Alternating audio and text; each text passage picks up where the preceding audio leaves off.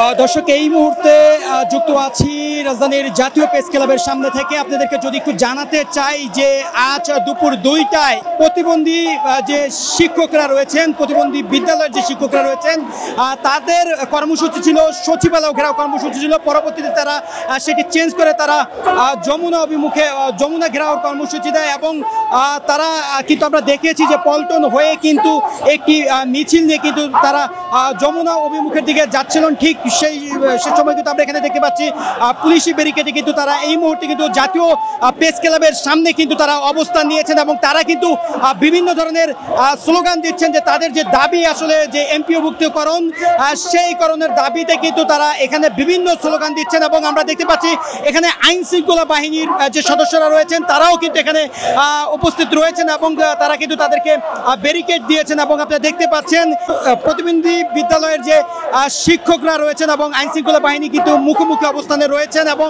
আমরা প্রতিবন্ধী যে বিদ্যালয়ের যে শিক্ষক তাদের বিভিন্ন স্লোগান কিন্তু আমরা শুনতে পাচ্ছি। আপনারা দেখতে পাচ্ছেন যে এখানে কিন্তু তারা অবস্থান নিয়ে কিন্তু তাদের যে আজকে কর্মসূচি, যে যমুনা অভিমুখের যে কর্মসূচি, সেটি পালন করার জন্যই কিন্তু তারা যমুনার দিকে যাচ্ছিল। কিন্তু পুলিশের ব্যারিকেডে কিন্তু এই মুহূর্তে তারা এখানে অবস্থান নিয়ে তাদের দাবি আদায়ের লক্ষ্যে বিভিন্ন স্লোগান দিয়ে যাচ্ছেন। আমাদের দাবি একটাই, এমপিও কোড দিতে হবে আমাদের। আমরা দীর্ঘদিন যাবৎ বিনা বেতনে প্রতিষ্ঠানে চাকরি করে আসছি, আমাদের সব কিছু আছে, স্বীকৃতি আছে, নবায়ন আছে, সব কিছু আছে, তারপরে আমাদের কোনো বেতন নাই। আমাদের এখন একটাই দাবি, do or die, MPO code চাই। আমাদের এমপিও দরকার, আমরা না খেয়ে আছি, আমাদের ছেলের অসহায় অবস্থায় আছে। আজকে আমাদের কর্মসূচির 25তম দিনে ডু অর ডাই কর্মসূচি চলছে, যমুনা ঘেরাওয়ের কর্মসূচি। আপনারা দেখতে পাচ্ছেন আমাদের বিগত সরকারের আমলে চরম বৈষম্যের শিকার হয়ে বিএনপি জামাতের প্রতিষ্ঠানগুলো এমপিওকরণ করা হয় নাই।